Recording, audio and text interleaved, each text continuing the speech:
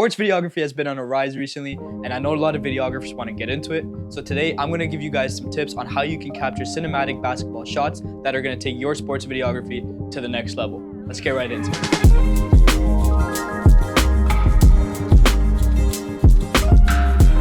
Alright, first up, let's talk about camera settings. You want to shoot at 4K 60 frames per second. Shooting at 4K 60 frames per second is going to give you the flexibility you need to slow down your footage in post. This is super important when filming basketball because everything moves so fast sometimes. Sometimes you just want to slow down the play to add a little bit of dramatic effect. Or you just want to show off an insane fast break windmill, but either or. A lot of videographers film in 24 frames per second as well, which is fine. Just remember, if you do that, you won't be able to slow down your footage in post unless you're figuring out some magic voodoo. If you do know how to do that, let me know.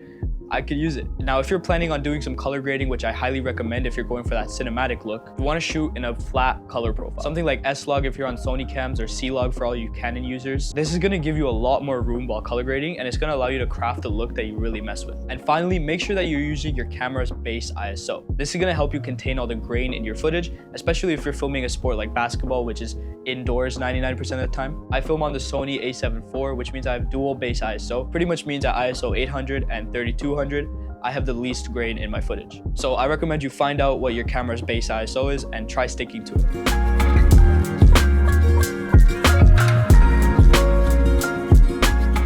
A stable shot makes all the difference in achieving that cinematic look. Nobody, and I mean nobody, wants to watch a video where all the footage is shaky and you can't really understand what's going on. I know I definitely don't. So stop watching the game and stop going on your phone while filming or whatever. Pay attention to what you're filming so that you stop getting shaky footage. Obviously you're gonna watch the game, but watch it through your screen so that you know what you're filming and you're not getting messed up footage that's just all over the place. Some things that you can do to help stabilize your footage is keep your arms closer to you when you're filming. This is gonna help reduce all the shakes and jittery movements. And if you want even more stability, consider making your camera a little bit heavier. Add a cage, a couple handles, a monitor, a V-mount battery. These things are gonna help dampen small shakes and give you smoother footage.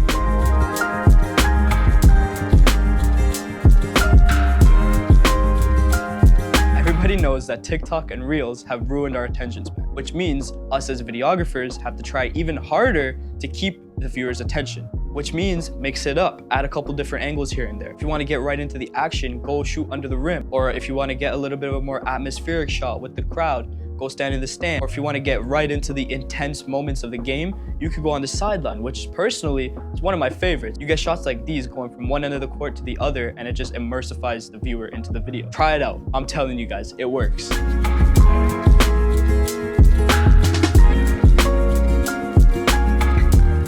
Now let's talk about audio. Great visuals are important, but you want great audio as well. Capturing on-court sounds like players talking to each other, the ball bouncing, some crowds cheering, huddle during the timeouts where they're talking to each other or giving pep talks or whatever. This is stuff that you want to capture. These audio clips are gonna add an immersive layer to your video. Now your viewers aren't just watching the video, they're listening and they're understanding what's going on. This is gonna help build your video's storyline. Use a shotgun mic to capture some audio to pair with your great visuals.